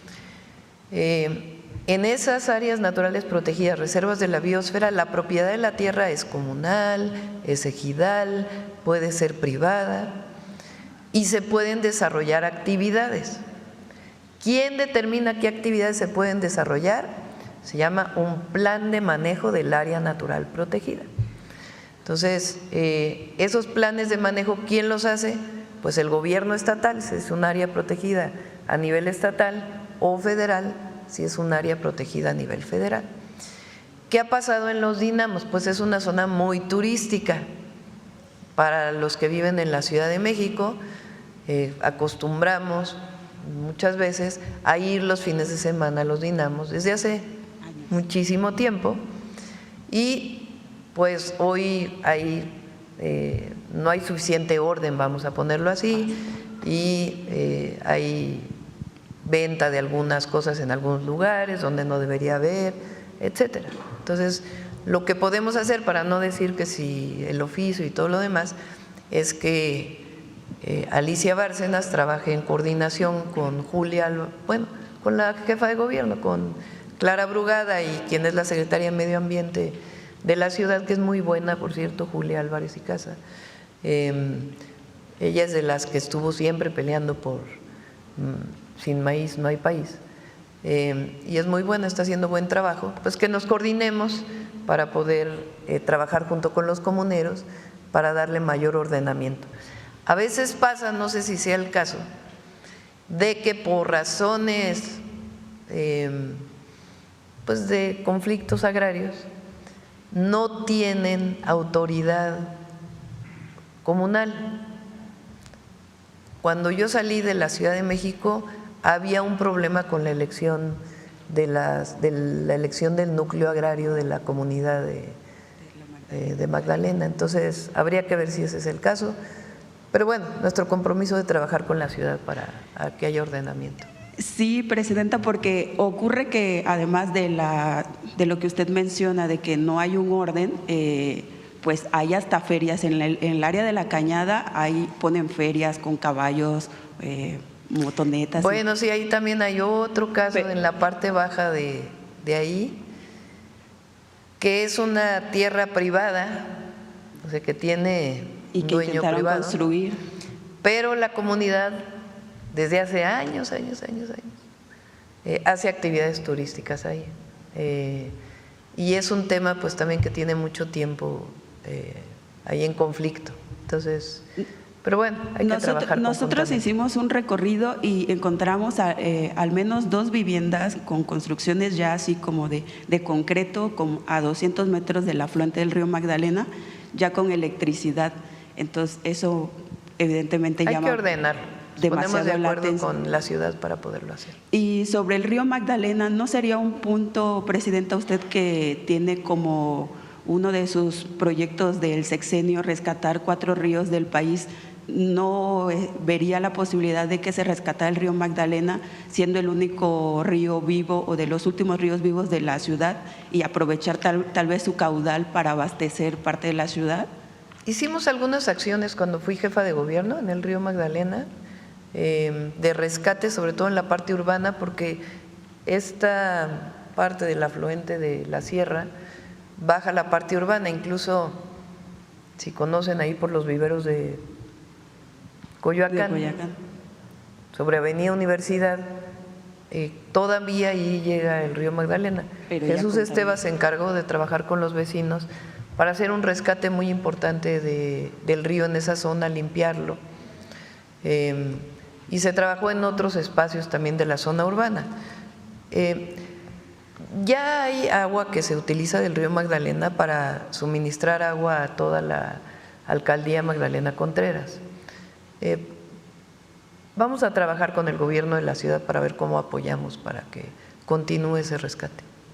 Muchas gracias. Y por último, ya que está el secretario de Infraestructura, nada más preguntar, ¿se mantiene el compromiso de que se concluya la obra del trolebús elevado de Chalco a Santa Marta en abril?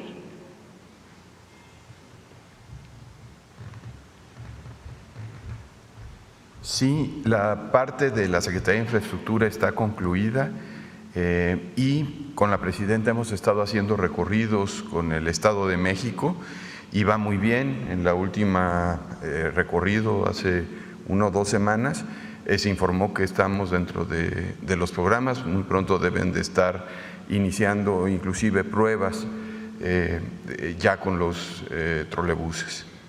Ok, muchas gracias.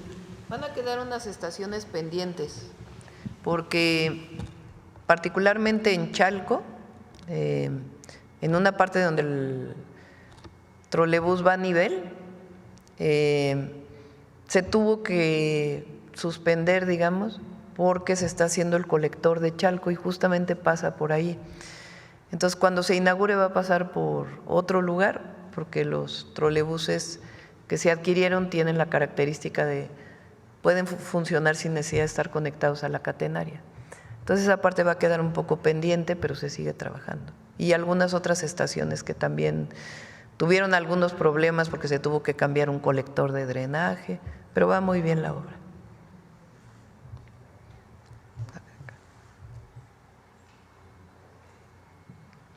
Presidenta, buenos días. Daniela Caballero de Poder México y Global Energy. 3 temas que quisiera conversar con usted hoy. El primero, sobre el desafuero del exgobernador Cuauhtémoc Blanco. Uno de los reclamos precisamente es que se le permitió la palabra al exgobernador, pero no se le dio voz a la víctima. ¿Qué le dice usted a esas mujeres víctimas que reclaman justicia y que quizás no ven en esta decisión el apoyo y la representación necesaria? Primero, yo creo que en cualquier caso se tiene que revisar a fondo. Y esa es una labor importante. Las pruebas de cualquier caso de estos. No me refiero a este caso en particular, sino a cualquier caso de este tipo. La decisión del desafuero o no depende de los diputados, de las diputadas, que ayer tomaron una decisión. Es importante que se sepa que esta carpeta de investigación venía de un fiscal muy corrupto, que fue desaforado y que era protector de feminicidas, que trabajó durante 6 años o más, no sé cuántos años estuvo ese fiscal, y que solamente en el último momento hizo esta carpeta de investigación, para que se conozca el antecedente. Eso no quiere decir que no se tenga que hacer justicia si el caso tiene sustento. Hoy hay una nueva fiscalía y se puede revisar el caso. Pero en las condiciones que se dio fue la decisión que tomaron las y los diputados. Y siempre debe hacerse justicia a las víctimas, siempre. Pero es importante ver el contexto de dónde vino. Ok, sobre los aranceles, Presidenta, pues usted bien lo decía, siguen en conversaciones los 2 gobiernos y hay que esperar al 2 de abril, pero ¿qué garantías tendrían o recibirían los empresarios y las empresarias en México para poder operar frente a este escenario? Bueno, es que es una decisión unilateral del gobierno de los Estados Unidos, eso es importante que lo conozca todo el pueblo de México. Nosotros hacemos y hemos hecho, y son testigos, de que hemos hecho todo lo que esté en nuestras manos para evitar que haya aranceles con México, porque además tenemos un tratado comercial y hemos estado buscando por todos los medios que no sea esta situación. Lo saben los empresarios, me he reunido personalmente con muchos de los empresarios que exportan, el secretario Ebrard se ha reunido en múltiples ocasiones, Altagracia Gómez, que es empresaria y que nos ayuda como asesora de manera honorífica, ha estado haciendo un trabajo muy importante. Ellos también hacen su propio trabajo con el gobierno de los Estados Unidos. Nosotros pensamos, por lo que ha dicho el presidente Trump hasta ahora y por las conversaciones que tiene el secretario Marcelo Ebrard con el secretario Lutnick que México va a tener una situación especial por el tratado, pero finalmente es una decisión del presidente Trump. Entonces hay que esperar qué dice el presidente Trump y a partir de ahí nosotros ya tenemos pues en uno u otro sentido las decisiones que tomaríamos. Hemos pasado por esto 3 veces, esta sería la tercera. La diferencia con las otras 2 es que era exclusivamente para México y para Canadá. Ahora es una decisión a todo el mundo y tiene que ver con una visión de la actual administración de los Estados Unidos de proteger su economía. Puede uno estar de acuerdo o no, pero es una decisión del gobierno de los Estados Unidos y en todo caso pues hay organizaciones internacionales a las cuales acudir, pero finalmente es una decisión del presidente Trump y de su administración. Hemos hecho todo lo necesario en información y todo lo que se requiere para evitar que haya afectaciones a México. Si llega a haber una decisión que nos afecte de manera particular, pues nosotros ya estaremos tomando decisiones, pero es importante, y esto pues lo sabe todo el mundo, porque así como está la presidenta de México, pues así están todos los presidentes de todos los países del mundo, primeros ministros, esperando cuál es la decisión del 2 de abril. Presidenta, y finalmente sobre la deuda de Pemex, ¿se tiene establecida ya una fecha para el pago a proveedores que se tenía estipulado para marzo? Ya se han pagado cerca de 147,000 millones de pesos. Una cifra muy importante y se va a seguir pagando. Y Pemex está trabajando. Yo me reúno prácticamente 2 veces a la semana para garantizar y ayudar a coordinar todos los esfuerzos de cualquier área, energía, Pemex, CFE, Hacienda, para poder garantizar el fortalecimiento de Pemex. Hoy viene algo, o este año inicia algo fundamental que va a ayudar muchísimo a Pemex, que es lo que le llamamos la integración vertical de Pemex. Artificialmente, porque el objetivo era privatizar a la petrolera del pueblo de México, se dividió a Pemex en muchas subsidiarias y filiales, 40 filiales en una empresa. Y eso generó pues muchísimos problemas administrativos y otro tipo. Ahora, con transparencia en sus finanzas, en su administración, pues se va a ir integrando, lo cual va a fortalecer nuevamente a la empresa. Muchísimas gracias. Gracias. Bueno, a ver allá atrás, te vamos a dar la palabra porque no vienes muy seguido. Gracias, Presidenta. Poncho Gutiérrez, de El Deforma y de SDP Noche. Dentro de menos de una semana se van a cumplir los primeros 6 meses de su sexenio. Y dentro de esta primera temporada, ¿cuál ha sido el capítulo más triste y el capítulo más alegre para usted? O sea, la puse difícil. Te la pusiste difícil.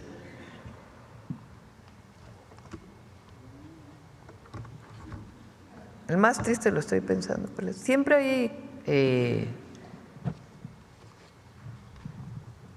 empatía, dolor frente a situaciones difíciles de homicidios, que uno ve todos los días en el gabinete de seguridad.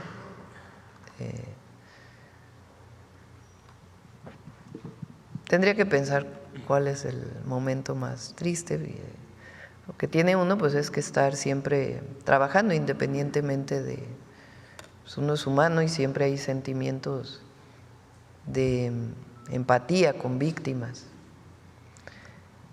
Quizá los momentos que yo disfruto muchísimo, pero muchísimo, son las salidas de las giras de los fines de semana. Es aire puro, es cercanía con la gente. La verdad es, bueno, te tocó estar ahí en Hidalgo el fin de semana. El cariño es muy grande, mutuo, porque el cariño hacia mí pues va de regreso al triple, ¿no? Y esos momentos son muy emotivos, muy, muy, muy emotivos. Y es pues una alegría enorme. Me levanto y me siento porque no quiero dar la espalda a la cámara y todo. Ayer usted nos aconsejaba o nos aclaraba que algunos personajes opinólogos, principalmente de Twitter, no todos, pero un grupito de Twitter, yo diría los voceros no oficiales de la oposición que se presentan en muchas ocasiones como imparciales, de manera deshonesta, decía que cada vez eran pues más irrelevantes, que menos personas los veían, pero le confieso que yo soy adicto a leer a la oposición todo el día en Twitter y no soy el único. Y considerando que sabemos que el fanatismo se da en ambos lados del umbral de la política, izquierda, derecha, fútbol, religión, en todos lados hay fanatismo. Pero también considerando que el análisis promedio de Twitter, es decir, que ahí viene el comunismo y el fascismo y todo al mismo tiempo, y que el Estado ateo satánico, no importa qué tan contradictorio sea, en Twitter sí sobrevive este tipo de análisis. Y es el círculo rojo también. Ahora, ¿qué consejo le daría usted a la gente que todo el día hace un diagnóstico de la realidad mexicana desde Twitter? O sea, Twitter es su métrica de la realidad. ¿Qué consejo les daría? A ver si tiene una encuesta por ahí de cualquiera que haya salido de cuánta gente. Ya ven que las encuestas dicen, ¿dónde se informa usted principalmente? A ver cuánto es la red X, antes Twitter. Es una realidad en el ciberespacio. A ver, ¿qué es importante? Que haya debate. Eso es muy importante. México es un país libre, democrático, y es muy importante que haya debate. Y aquí también mencionamos a veces a algunos comentócratas, pues porque dicen unas barbaridades que tampoco se pueden dejar pasar. O sea, véanlos hoy. ¿Quién de esos comentócratas? Un Riva Palacio que ayer mencioné. Vuelvo a repetir, quien fue director de Notimex de Salinas de Gortari.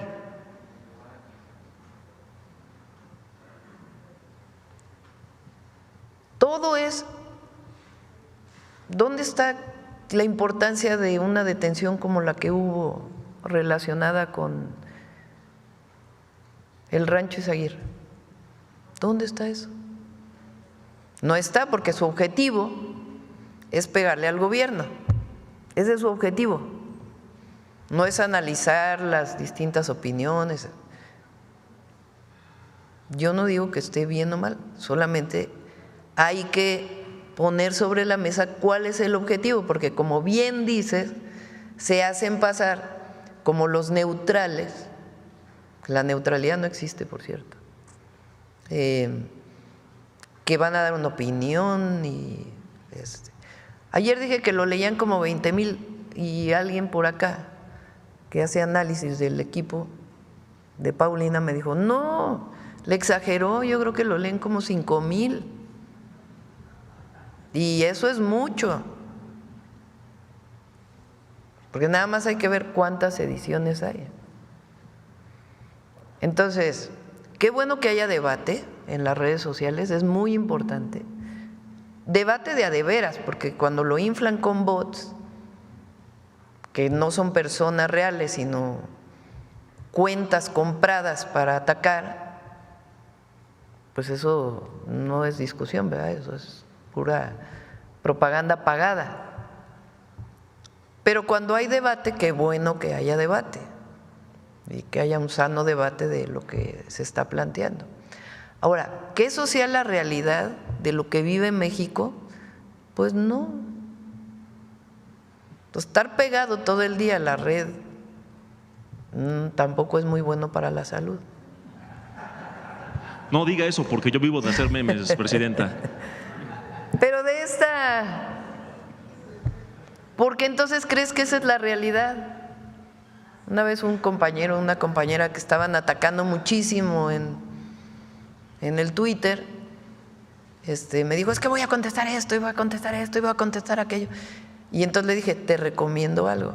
Si no veas tu cuenta por 3 días.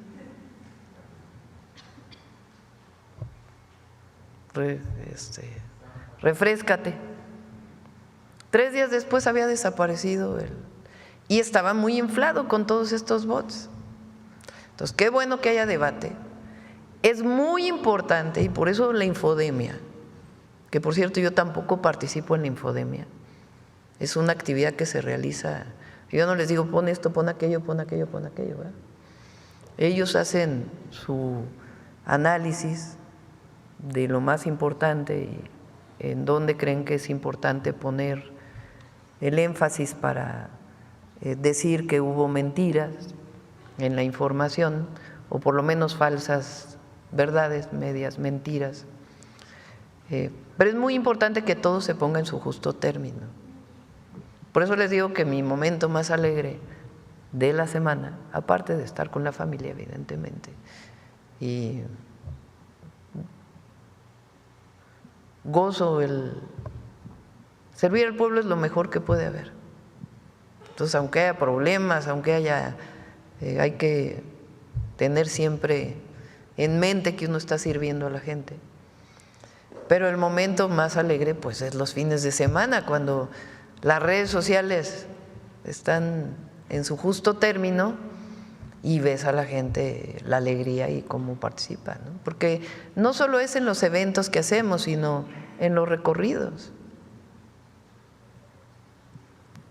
Hablando de infodemia, justo ayer se puso de moda, por lo menos 24 horas, la herramienta de inteligencia artificial de Grok, la de Twitter, y se estuvo usando para desmentir mucho, en ambos lados, todo tipo de ideología, pero sí se notó que hubo un punto en el que pues, los principales personajes desinformadores profesionales, yo les digo los activistas del derecho a la desinformación, que se estaban peleando con Grok porque al final es un robot, y les mostraba evidencia de que lo que estaban diciendo era mentira. Y yo estaba extasiado porque decía, van a decir que es un palero, o sea, que Grok es un palero que le paga a alguien, van a decir que es un hipócrita, que es un incongruente. Pues no había forma de desmentir mediante falacias ad hominem a un robot, por lo menos hasta ahorita. Digo, al final los insultaban al robot porque pues una desesperación muy visceral, no lo sé. Pero sí ayuda, creo yo, a quizá pensar pues qué tan bueno es el debate de uno mismo cuando no puedes atacar al argumentador y tienes que hablar del argumento. Entonces me parece que fue un ejercicio muy interesante que quizá limpió un poquito Twitter, bueno, antes Twitter, ahora X, y sí creo que evidenció mucho, o por lo menos a algunos de estos personajes. Y también a ver si traemos un experto sobre inteligencia artificial, porque la inteligencia artificial, cualquiera de estos nuevas aplicaciones o que hay, mismo de Google, ahora uno busca en Google y lo primero que aparece pues es lo de la inteligencia artificial de Google, ¿no? Y uno puede decir, bueno, pues ahí está la información. Y no, eso se construye con información de muchos lugares. No es que sea la verdad absoluta. O sea, porque cómo se construye los algoritmos que están asociados a una inteligencia artificial, pues a partir de información que existe. Y esa información que existe, pues toda en particular en temas como este caso u otros, pues hay puntos de vista distintos. ¿Qué punto de vista toma en cuenta la construcción que se hace con algoritmos de la inteligencia artificial? O cuando se le pide, a ver, hazme un ensayo de no sé qué cosa. El otro día me estaba mostrando una sobrina cómo si uno le pregunta, no sé, hazme un ensayo de no sé qué, te sale todo un ensayo. Pero ves el ensayo y dices, bueno, ¿y esto de dónde lo sacó? No necesariamente es información validada. Entonces, hoy estamos frente a un nuevo fenómeno también, ¿no?, que es la construcción de la inteligencia artificial. Bueno, mira. No, pero ahí están todas las redes. A ver si nos pueden separar Twitter, por favor. A ver si lo encuentran. Sí. Sí, es la que en proporción a las principales. Ahí en el libro cuando sacó su libro la doctora Beatriz Gutiérrez Müller, el de Feminismo Silencioso, ahí viene un capítulo que habla justamente de Twitter, cuánta gente lo lee, cómo se construyen las realidades. Es bueno ese capítulo. Es un fenómeno. Bueno, es bueno el libro, pero en particular ese capítulo. Lo que es X, antes Twitter, es un fenómeno. Aprovechamos para mandarle salud. Y en lo que proyecta en la gráfica, antes de venir acá, yo hice una consulta en redes sociales y pregunté a la gente, hice una encuesta, ¿qué quieren que le pregunte a la presidenta? Fue una consulta a la inteligencia artificial. No fue ni a los bots ni a los que me convenieron. Oye, son 9:22, ni cuenta mi vida. Bueno, ya para terminar, en esta consulta a like alzado que hice en redes, pues la pregunta de mucha gente es ¿cómo va el tema de las 40 horas? Es una de las dudas que me dijeron, no te pido, te exijo, Poncho, que le preguntes a la presidenta. Si nos puede. Se está trabajando, vamos a pedirle a Marat, se está trabajando en la idea de buscar un esquema que pueda ser consensado. Si no, de todas maneras se va a plantear la propuesta. Pero Marat va muy avanzado en ello y ya pues en su momento lo plantearíamos. Muchas gracias. Pero sí se está trabajando. Bueno, ya vámonos con Infodemia. Ahí está. ¿Esa de quién es? Prime Web, ¿esa quién es? Bueno, 18% Twitter, Facebook 90.2. ¿De qué fecha es esto? Marzo del 24, a ver si luego buscamos una más actualizada. Adelante. Con su permiso, Presidenta, buenos días a todas y todos. A partir de hallazgos realizados por un colectivo, medios de comunicación, comentaristas y políticos de oposición han construido una narrativa que constituye una verdad mediática sin importarle los indicios jurídicos. Desde los estudios de televisión y las redacciones repiten la narrativa injerencista del narcoestado. ¿Qué buscan los políticos de oposición al hacer uso político de la tragedia y del reclamo de justicia? ¿Ya olvidaron cuando aplaudieron la política de la supuesta guerra contra el narcotráfico encabezada por quien hoy está encarcelado en Estados Unidos precisamente por narcotráfico? ¿Qué persiguen quienes actualmente repiten falsas narrativas y en el pasado aplaudieron la creación de verdades históricas? Veamos el video de esta semana.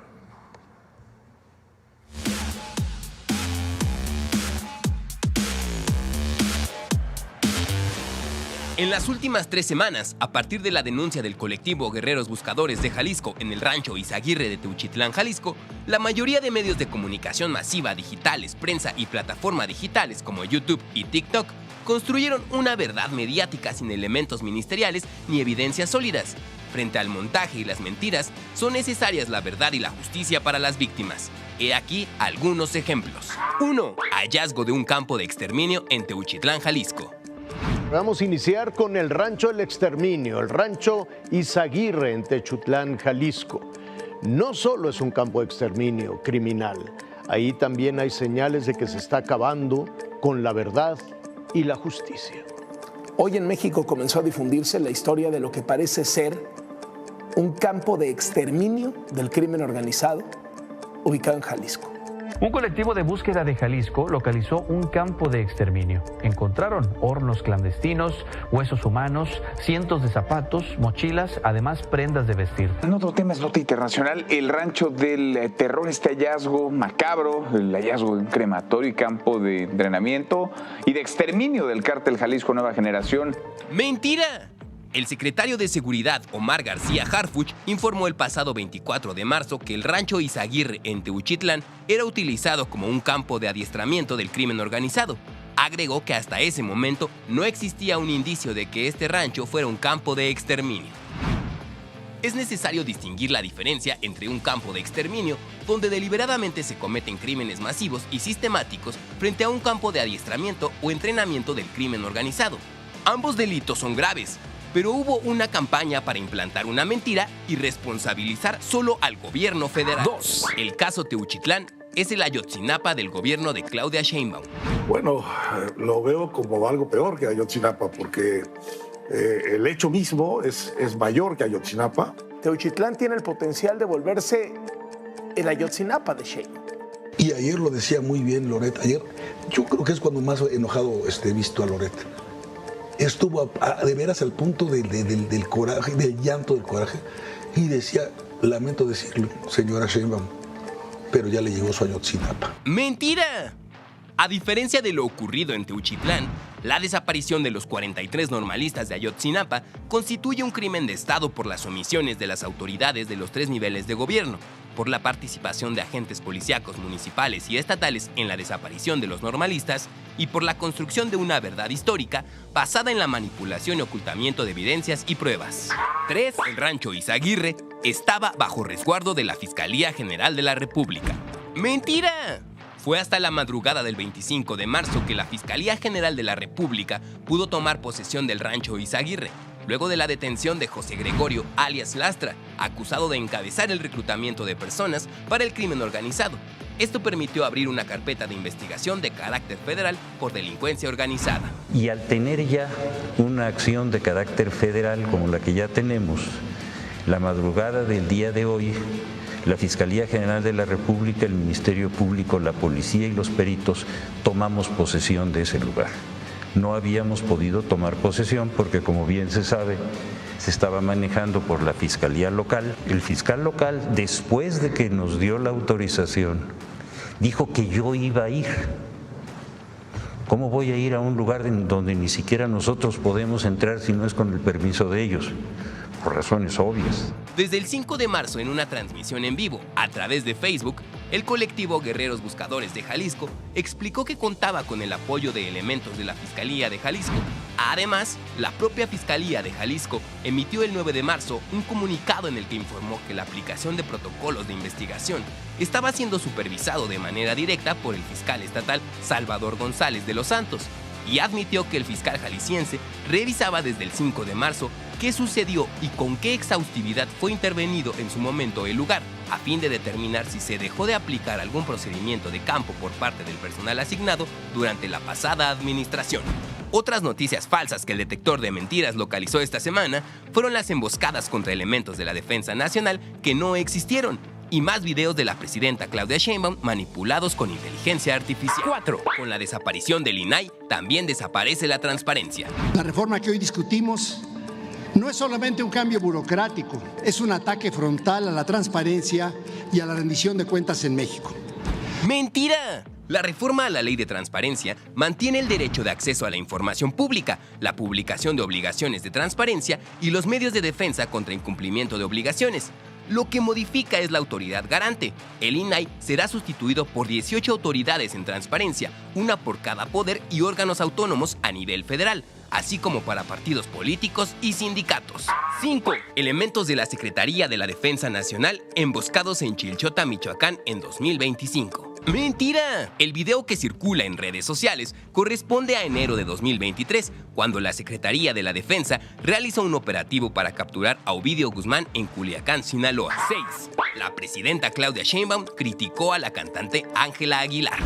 ¡Mentira! El video original corresponde a la Mañanera del Pueblo del 13 de febrero de 2025, donde la mandataria no hizo mención alguna de la cantante mexicana.